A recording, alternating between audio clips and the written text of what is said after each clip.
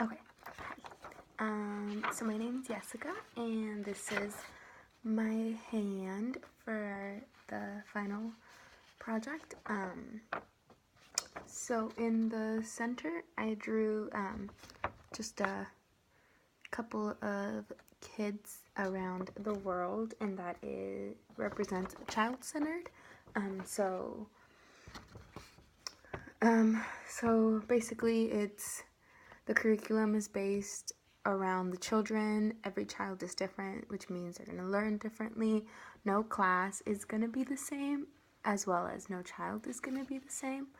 And so it's important to know that and to be aware that the classrooms are not one size fits all, because, like I said, all children are different, just as how I think growing up, we were taught one way, either through just presentations or just PowerPoints. It was just all one way, and I don't think that a lot of the kids, I personally didn't learn the best that way, because I'd zone out or whatever. So maybe adding more hands-on activities, which is how I think I learned the best, would have fit me better. Through presentations or through PowerPoints might have fit other students better, but like I said, it didn't.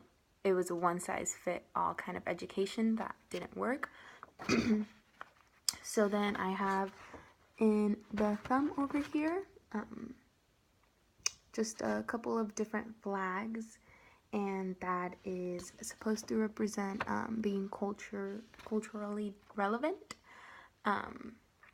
And what that means is that I want to make sure that my children feel comfortable in my classrooms or in my future classrooms. With that being said, that can be by putting books that they can relate to. I know growing up, I didn't really read about books that were about an immigrant like myself, and couldn't really relate to anything we were reading. In my class, the multicultural literature, we read a book called America Is Her Name, which I think is an awesome book that I love now, but I would have loved even more when I was little, because I could relate to the main character, America. And so I think I would like to, in my future classroom, put a lot of books that where all of the kids can relate to, not just fairy tale books, real life books. So that's this one. The next one kind of has like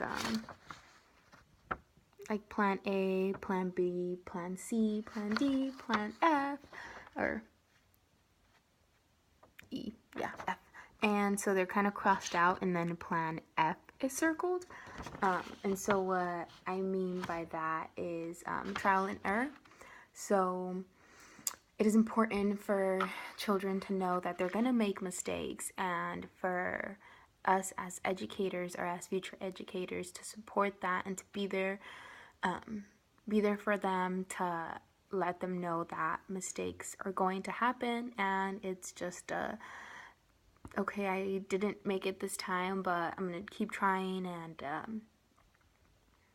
and we will, and to bring them up instead of bringing them down and making them feel as if they're dumb or anything like that. I think a lot of times educators or teachers get stressed out when the same child is asking the same questions, but it is important to understand that, they're not all going to learn at the same pace. So one of them might be struggling while the others already get it.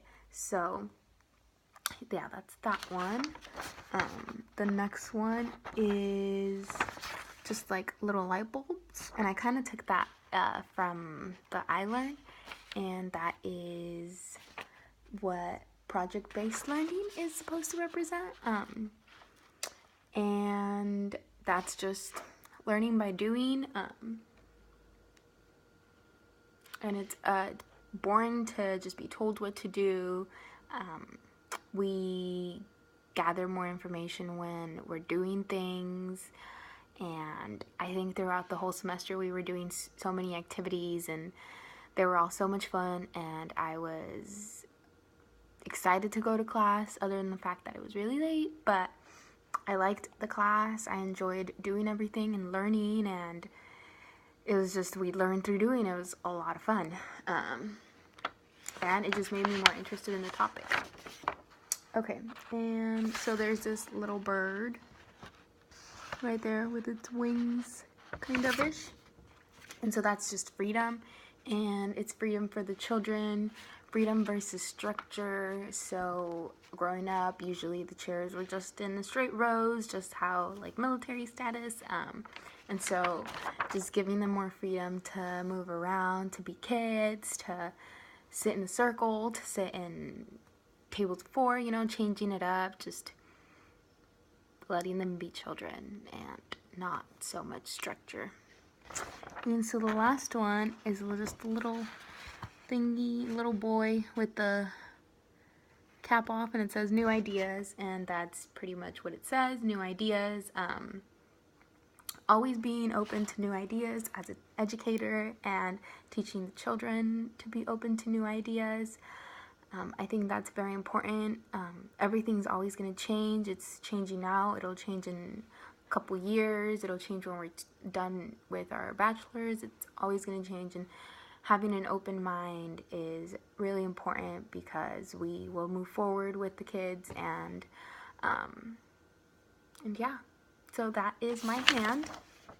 And yeah, thank you.